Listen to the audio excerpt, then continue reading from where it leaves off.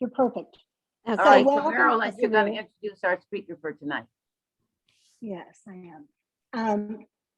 So Saru may be familiar to many of you. She's been for many years leading this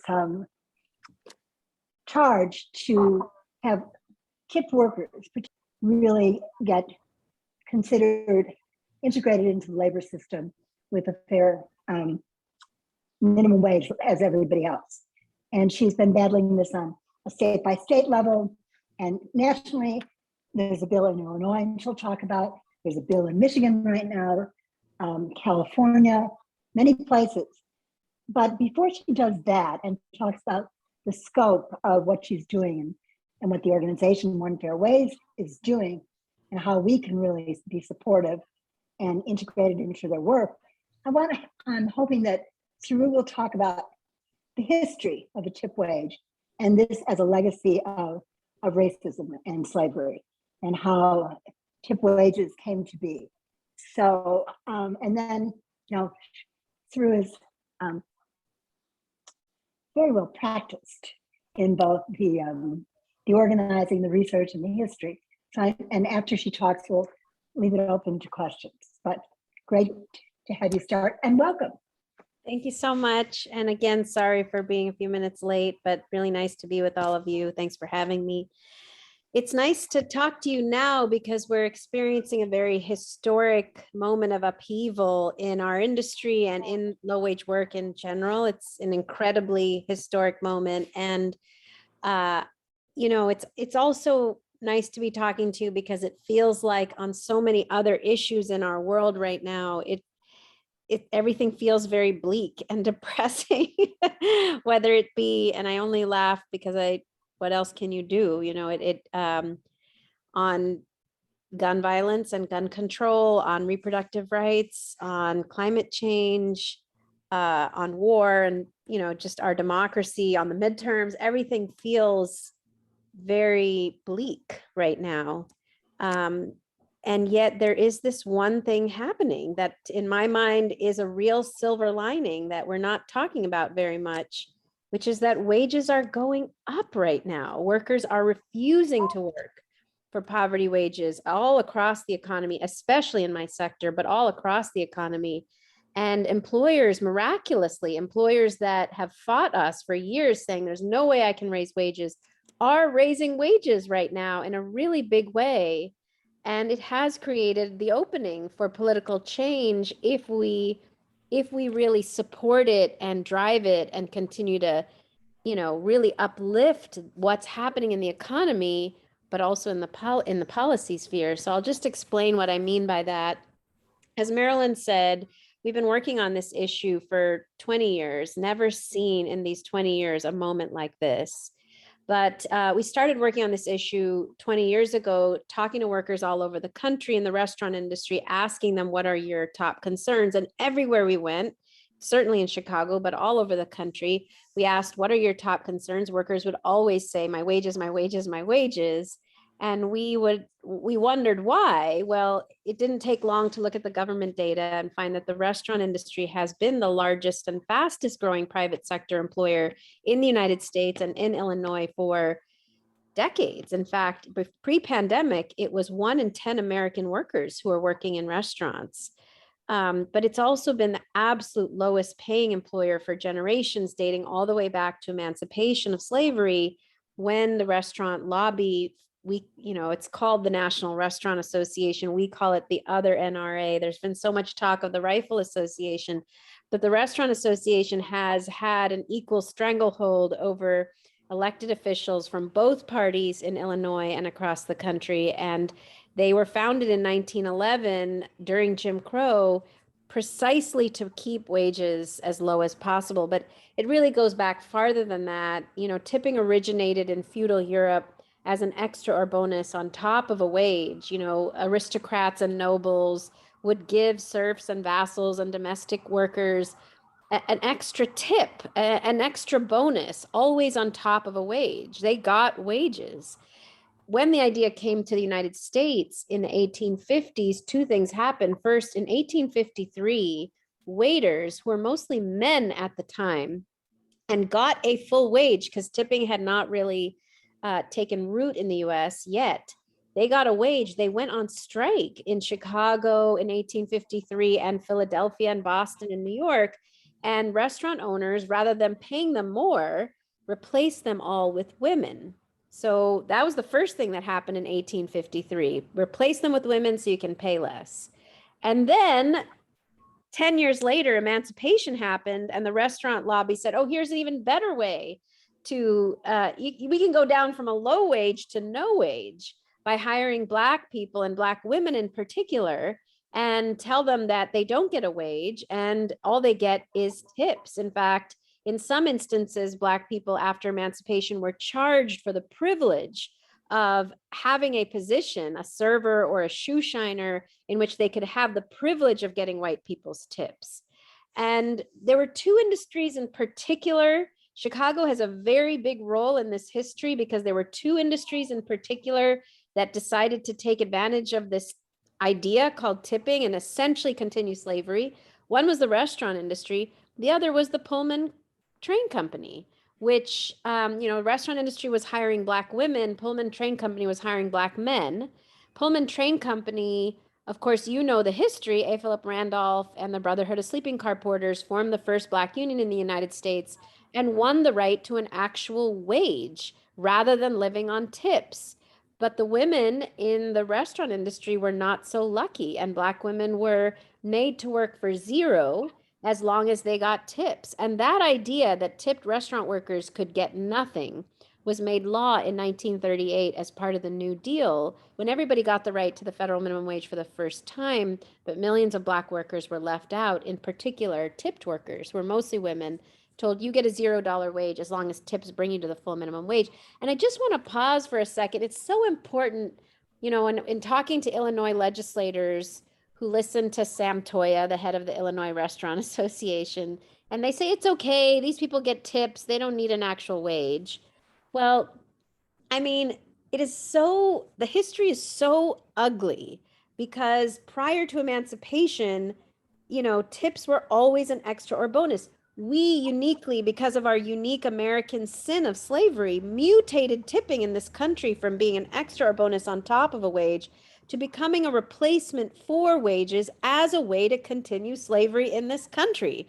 There is no way to understand the subminimum wage for tipped workers, which persists in Illinois and 43 states, as anything other than a devaluation of women's work, because these were mostly women, and a devaluation of Black life, because this was a way to continue slavery. So the idea that this is acceptable on any level needs to just be completely tossed out the window when you know this history. So here we fast forward. Today, we went from zero in 1938 to $2.13 at the federal level and a little over $6 in the state of Illinois. Illinois continues to be one of 43 states that persists with this legacy of slavery.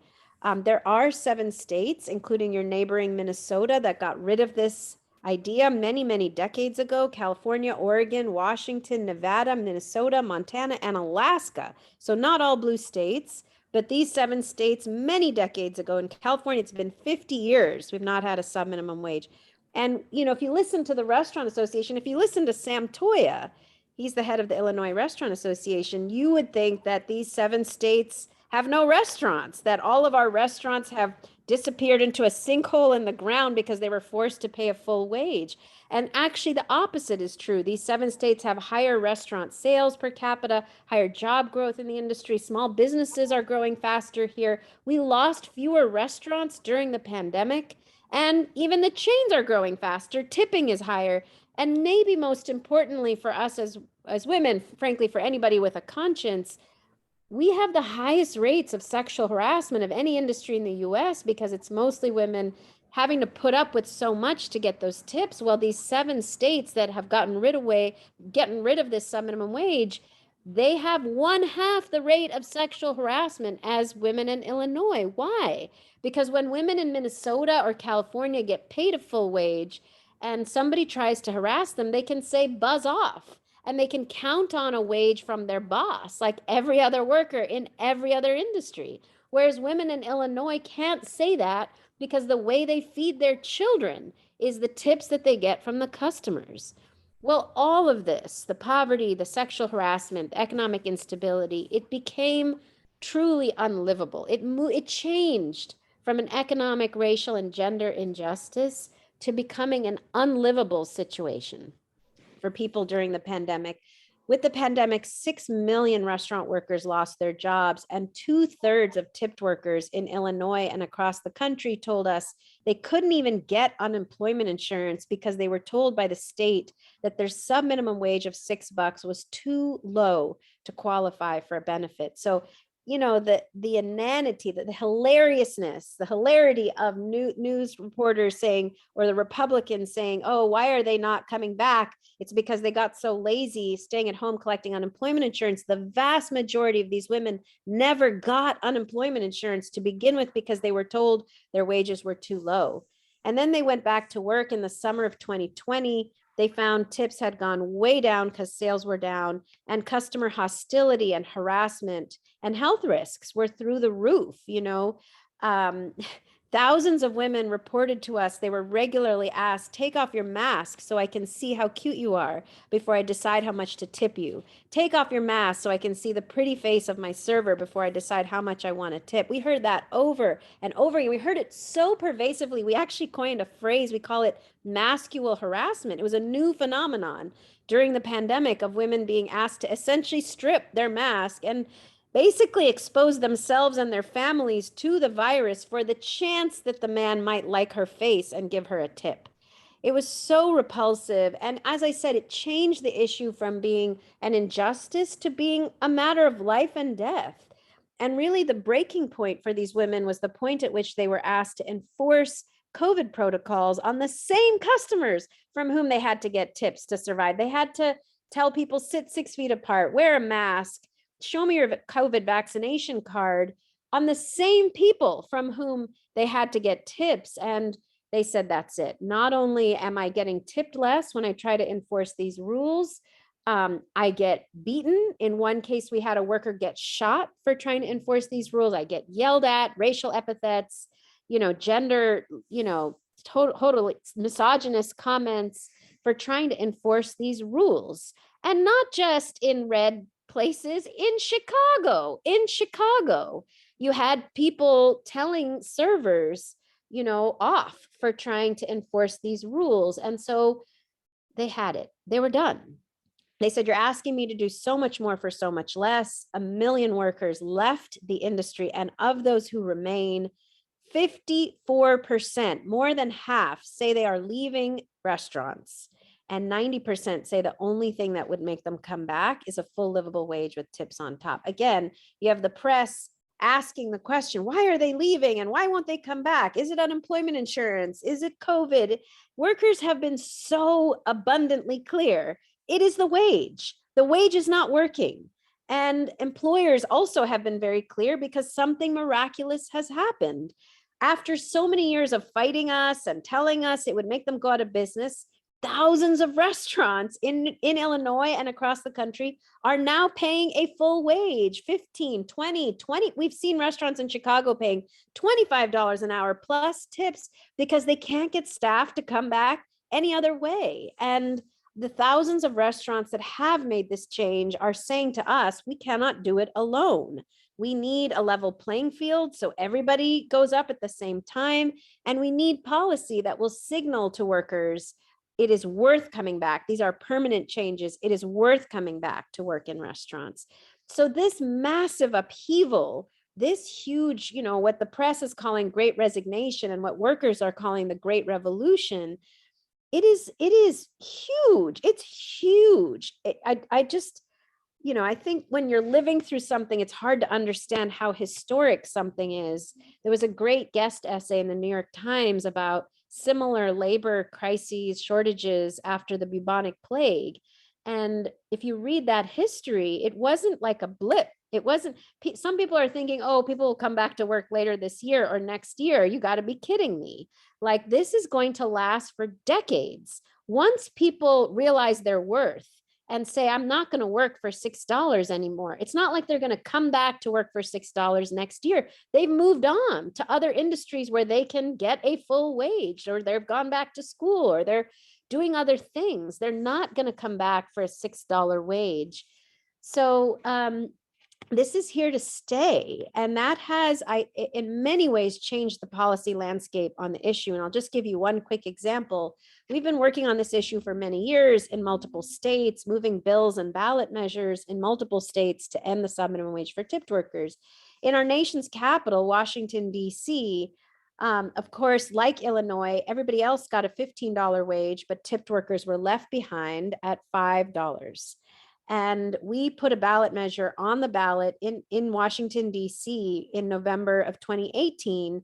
It passed. It always passes. Red, blue states. You ask people in the United States whether they identify as conservative. It doesn't matter. You ask them, should people get a full wage? They usually answer saying, I thought they already were getting a full wage. Most people don't even know that there's a subminimum wage for tipped workers. So we won. Of course, we won on the ballot in D.C.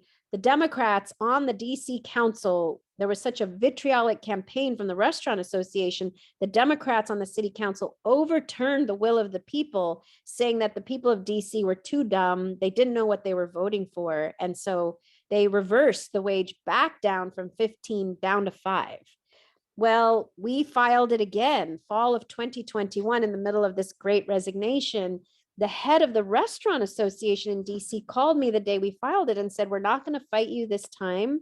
Too many of our people are now paying this, and none of us can afford to fight you publicly when we're desperately looking for staff. And true to their word, they didn't fight us. We finished signature gathering. We're on the November ballot, and the chair of the city council in DC, who led the overturn back in 2018, has announced that it will pass and they will not overturn it. So seeing that complete 180 reversal in Washington, in our nation's capital, we worked with some donors and decided that this is a moment to go big. This is such a historic moment. We're going big. So in February, we announced that we are moving bills and ballot measures in 25 states by the United States 250th anniversary. It's 25 by 250. We're going to get this done in half the country by our nation's quarter millennium. It's the 250th anniversary of the Declaration of Independence. We want to ask the country, do we want to go into our next quarter millennium taking with us the vestiges of slavery, or do we want to build back better? There is no future for the restaurant industry to actually be able to fully reopen unless we pay people more. Most restaurants are operating right now at 40% capacity. We're not going to be able to get back to where we were until we pay people more. So we have mapped out these states. We've got ballot measures moving in DC and Maine and Michigan, and of course, legislation moving in multiple states, including Illinois. And we've had legislation and legislative champions for several years in Illinois, but it has been a tough battle because of Sam Toya and the Illinois Restaurant Association.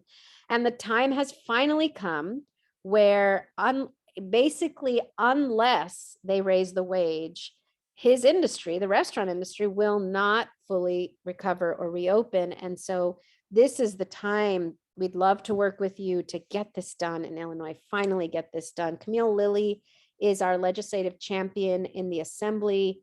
Senator Villanueva, it has been a champion in the Senate. There's lots of other supportive folks, but I think the main help we'd love is to work with you to talk to as many of the state legislators as possible over the summer, because we think there's some hope after the election in November to potentially move this as legislation in the lame duck period between the election and before the next session, especially if we collectively impress upon these legislators that, again, restaurants will not be able to fully reopen.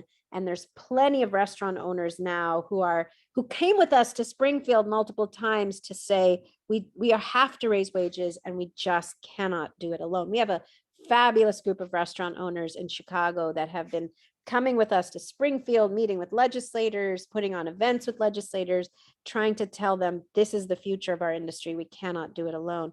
So we would love your help over the summer, early fall, to set up meetings with as many of these state legislators as possible with you, and to move this bill once and for all in Illinois. I'll stop there.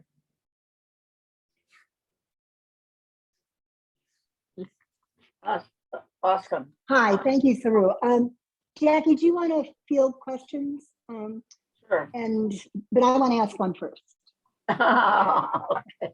All right, Carolyn, go ahead. You have to get the first question. So, and I've asked this of Saru before, but given our experience with how we passed the minimum wage, the raise of the minimum wage, I do want to ask Saru why the decision was made to focus on the state, which is increasingly, it is more difficult and less visible than working either on the city or the county as a first step to build momentum. Yeah, we did have a city fight, just a year or two ago. And we had fabulous champions in the city council and the Black and Latino caucus, progressive caucus. And in the end, the mayor struck a deal with Sam Toya to leave the tipped workers exactly where they are. And so we do have a real obstacle in the mayor, unfortunately. And so our thinking has been, if we're going to have this fight with the restaurant association, we should do it. If we're going to have this fight anyway, we can do it at the state level. I mean, we are open, Marilyn. If there is a pathway to getting this done at the city level, we're happy to work with you to do that. We haven't found it. And we had really great champions who tried really hard. And so we'd have to figure out what could change with the mayor to get her to do this. I just think we should try both maybe at the same. And the county too. I mean, I think that it's up to us and not at this meeting to really consider, what pathways might be and how we can help and how we can broaden county without relying on the mayor. For sure. The county would be interesting and we're definitely open to it, but we did explore it a little bit and there just aren't enough workers that are, covered. Concentrated. Okay. All right. That's interesting. I turn it over to you, Jackie. All right. Yeah. Terry has her hand. And thank you, Saru. Great presentation, as always. Yes, and I learned so much from you just now. Thank you so much for that. Yeah. And maybe some of your champions are who I'm referring to, but I thought that there were a lot of chef-driven restaurant groups that were raising their wages to be like Europe and, so many other places. So I thought it was going to be something that caught on. It has caught on. But Okay. unfortunately, the restaurant association in every state and Illinois is really driven by the most regressive power players, and it's often the chains, but it's also very old school regressive. I don't know how else to say it, but men, very regressive restaurant owners and the chains who are just totally unwilling to change, even though many of these chains are also having to pay more to get workers to come back. They don't want it to be the law because they believe, Terry, stupidly, misguidedly, that they'll be able to go back down to 6 next year. So they're all paying more right now to get staff. But the people who are in power, who lead the restaurant association, are just, adamantly opposed. And so this is the kind of moment where you need elected officials to have the courage to stand up to the restaurant association as much as we want them to stand up to the rifle association. Like, these lobbies cannot ultimately. I had a really sad moment where you saw the mayor roll over to Sam. I mean, what we heard when that happened at the city level is that she had to go to him and ask him, Sam, could we please maybe just increase it a little bit? It's right now 60% of the wage. Can we make it 65 or 70% of the wage? He said no. She said okay. So he dictates the law. And similarly, when I've talked to people in the governor's office, I had one person say very honestly, well, Sam is very close friends with the governor. He wouldn't do anything that Sam said no to. Well, and some of our members can tell you that it actually is possible, Jane, right, Ramsey, to win legislation that the mayor is not totally embracing. Correct, Thank Jane you so Ramsey? much for that. Yeah, there are plenty of great chefs and Yes. restaurant owners, small and medium, who have come out in Yeah. support of this, but they, right at this moment, and it's so frustrating, Terry, because we'll take owners, I'm not even talking about workers, we'll take owners to Springfield to say, we're doing this. We want everybody to do it. And they're still so in the pocket of Sam Toya right now, at least, that they're not listening. Yes. Well, And Saru, I didn't realize you were directing that to me. So amen, I agree. Where folks can come together and stand up to the mayor and back her down. Saru, I have a question about, the NRA. So the other NRA, has this control over legislators because they threaten contributions and so forth. What is the whole of this NRA in terms of politicians not wanting to go up against them? It's the same thing. It's definitely money, but there's a second thing that restaurants have. Politicians hold their fundraising events at these restaurants. They have lunches with special people at these restaurants.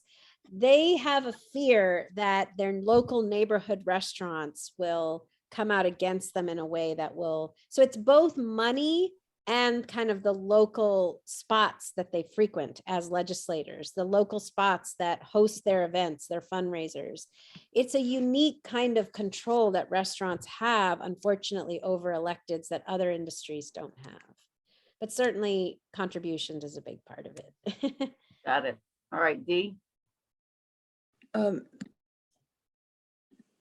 you think it might be a possibility to go directly to the head of the Illinois Restaurant Association as consumers? I'm thinking about my own family. I have one child who's a small business owner who probably goes out 5 nights a week and goes out with a variety of people in the tourism industry and this sort of thing. Another one of my kids probably is out at least 5 nights a week too as well. And saying to them, we're big tippers because we think these people are so poor and we really don't mind tipping them, but this is ridiculous. We pay our workers a living wage and these restaurants should be paying. And we're not going to go out to eat to restaurants where the workers are not getting a living wage anymore. Do you think that would have any effect on him?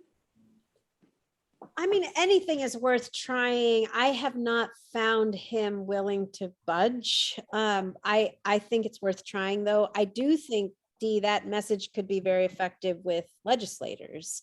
And potentially it could be effective if we could look at his board, the Restaurant Association's board. Sam is not a restaurant owner. He's a former restaurant owner who now all he does is lobbying.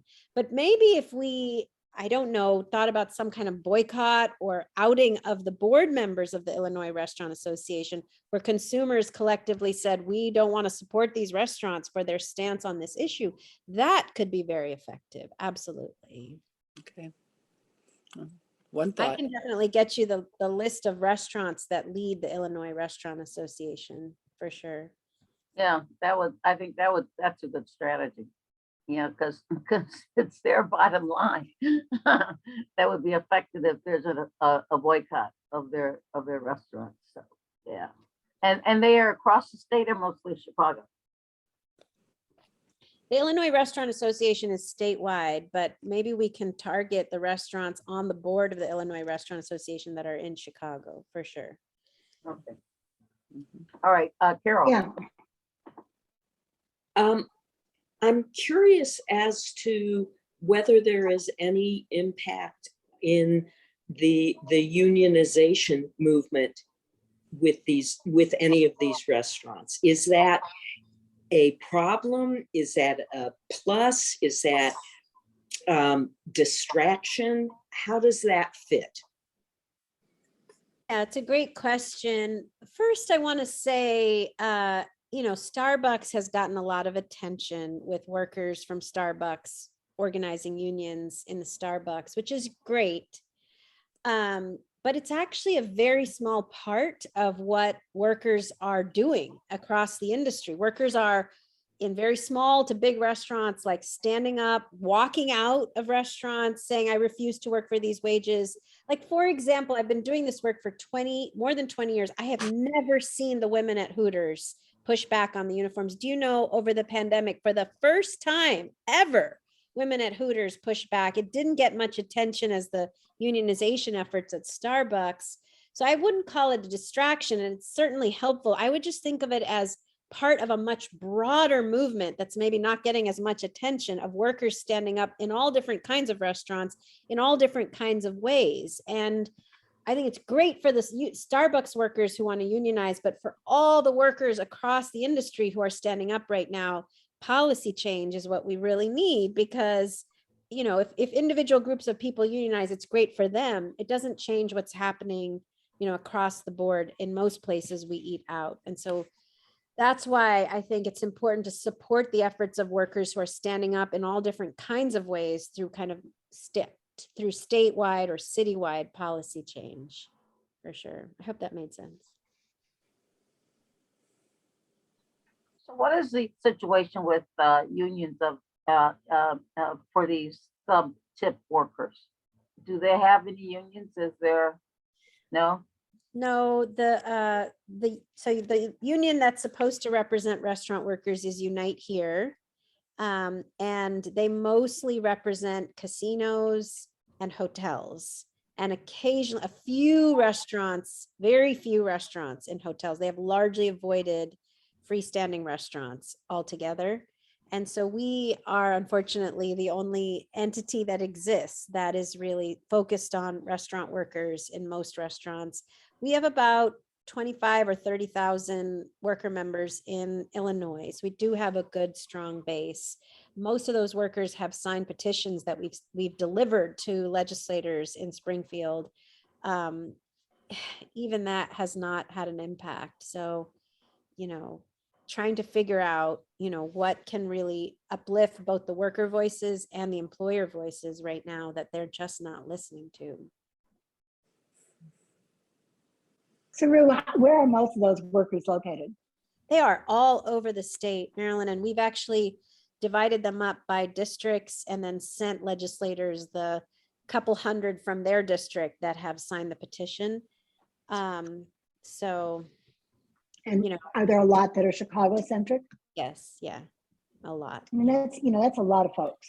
Yeah, That is it a political is. It's a block, big list, particularly. yeah. So what can we do with this political bloc of workers? How can they support the efforts of legislation in Springfield?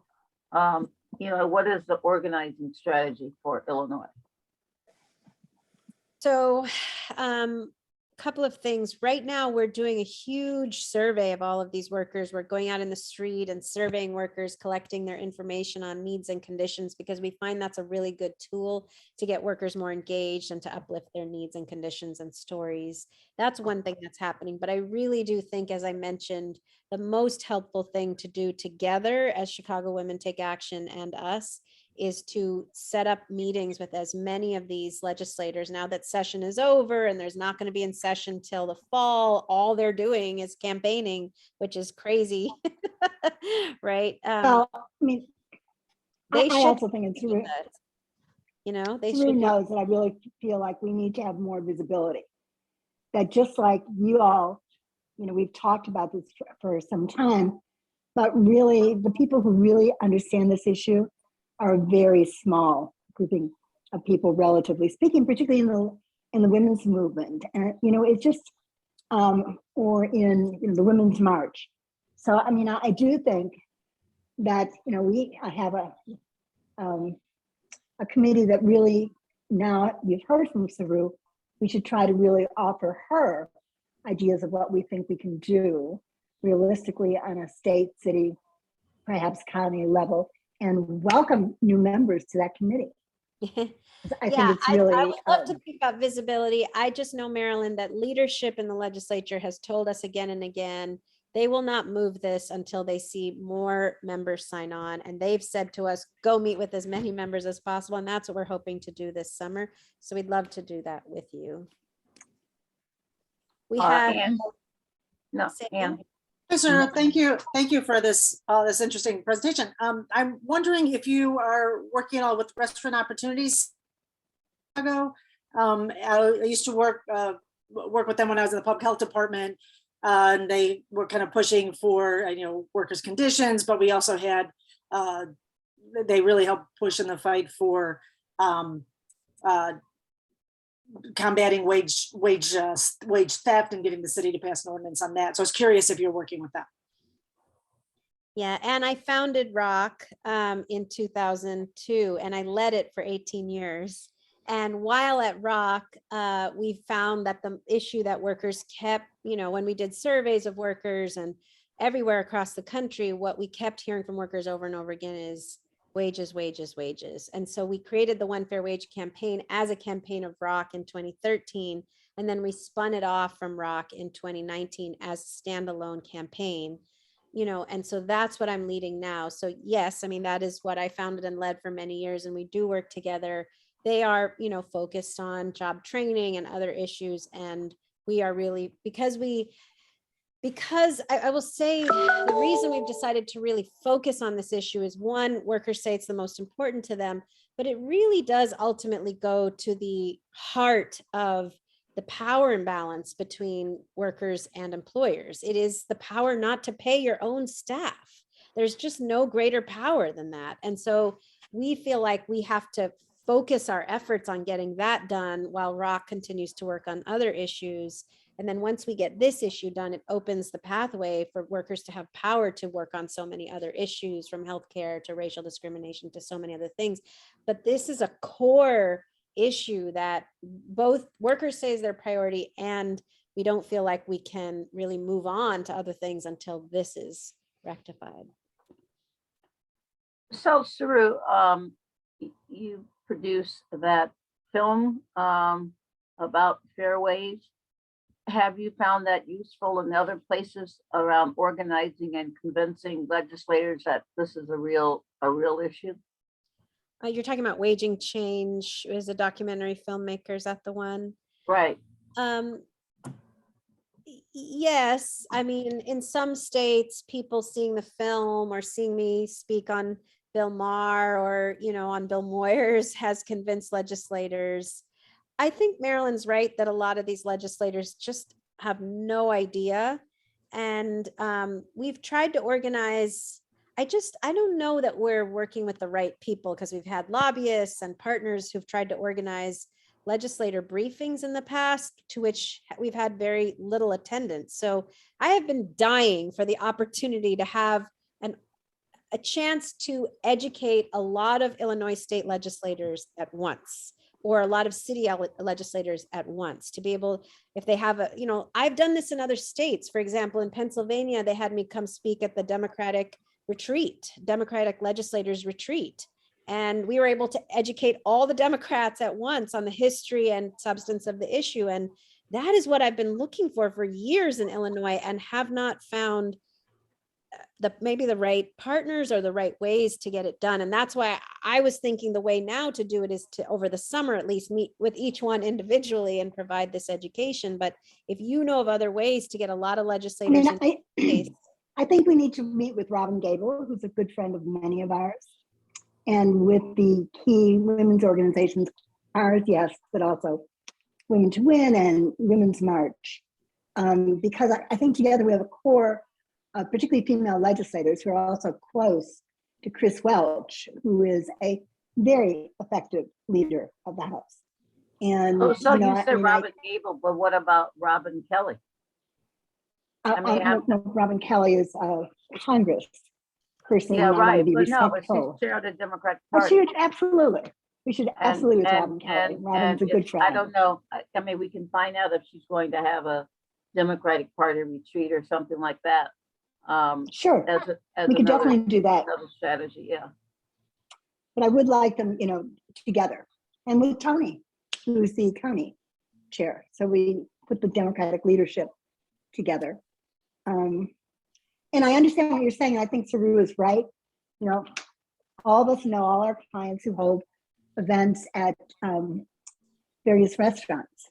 But this makes common sense, and the very fact of the level of potential support for it, and both in the industry and those who use the industry, is one of the biggest we've seen. So I think it's doable. I think Saru, a wonderful staffing, wonderful folks, but maybe we should see if there's some other paths. So we'll be glad to help work on that, right, Jackie?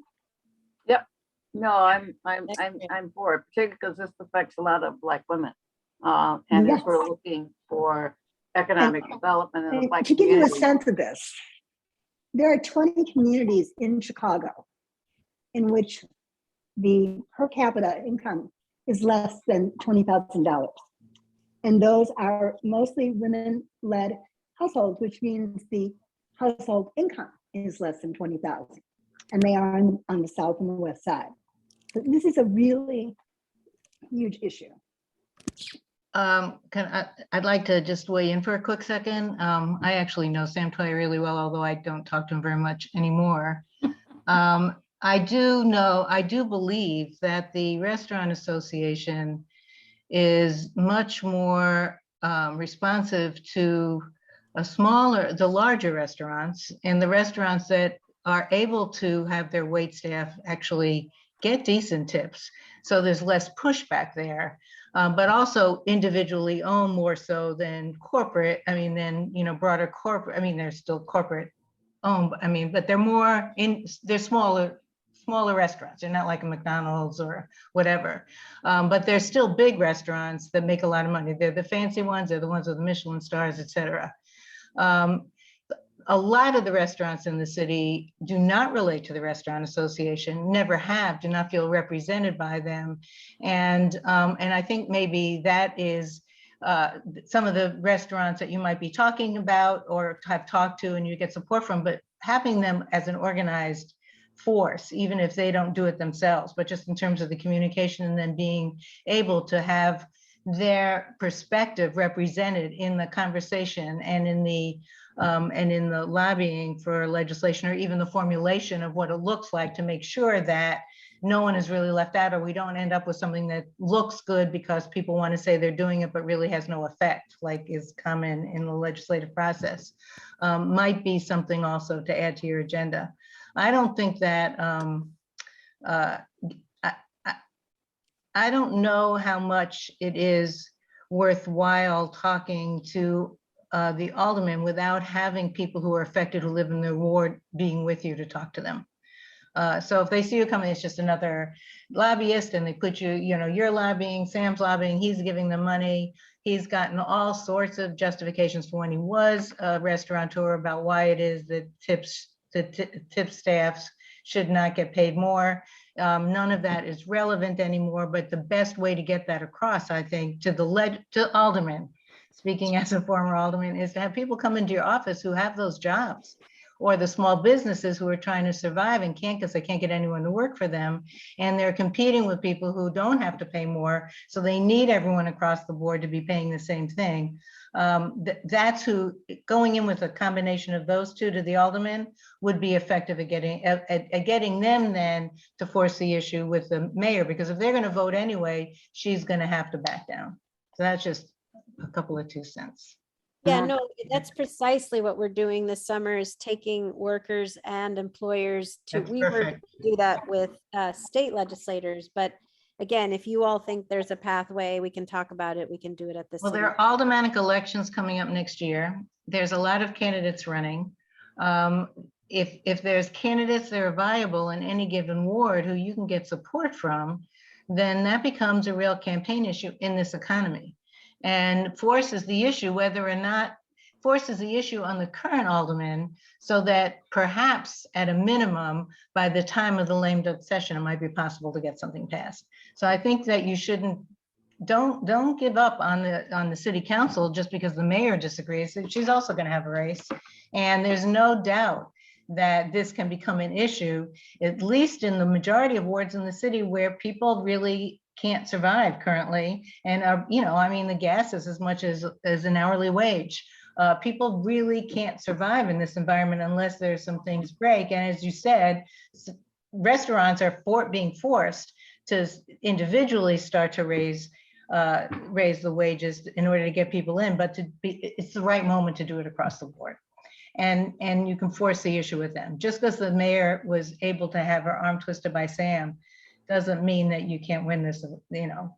He's in some regards a paper tiger in this regard. I think that this can be done. I'm telling you, I really would be shocked if they had more than 40% of the restaurants in the city that are even open today as their members. I would be shocked. Yeah. We do have a association we've created of restaurants that agree with us. It's called RAISE, Restaurants Advancing Industry Standards and Employment. We've definitely tried to present it as the alternative to the Restaurant Association. So yeah, that is the plan, definitely to take those employers and workers to meet with folks. I just think for us, it's limited capacity. And so we are going to have to decide, are we doing that with, you know, that our focus has been the state, you know, we are going to have to decide if are we also doing that with the city or maybe with some key city people.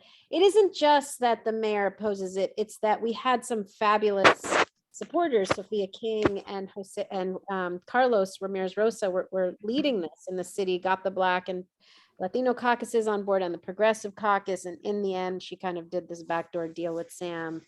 But again, it's great to know there are new progressives coming in, you know, totally open to possible pathway. I think we just have to then figure out, then we aren't going to be able to meet with all the state legislators and all the council member or elder people. And so who do we prioritize is kind of the question. Let me just clarify what I was saying. It is a moment not only because there's a moment here that in the city council that creates an opportunity because there's an election coming up and because of the nature of the economy and all the other things that you were saying. So it's an opportunity that wasn't present 3 or 4 months ago even, to be able to really create a different level of pressure.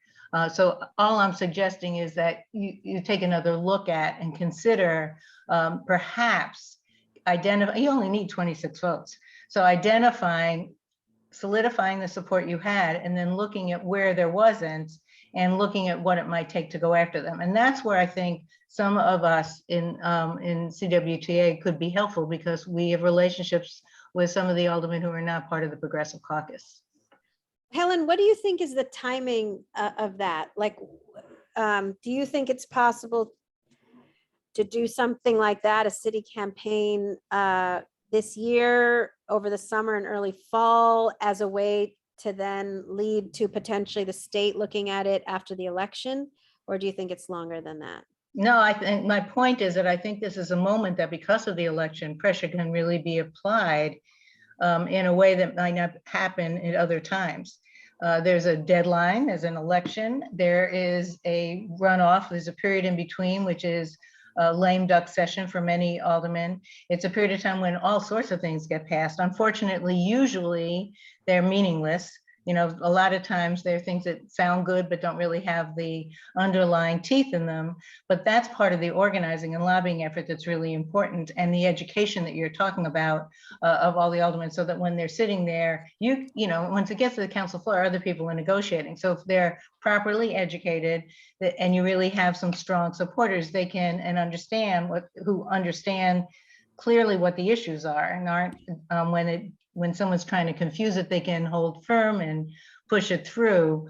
This is an opportunity to do that. That's all I'm saying. You know, and Helen, just as a compliment to that, I mean, one, I think, frankly, having passed legislation at the city's state and national level, the city really is the easiest. The state, in some ways, is harder than Congress.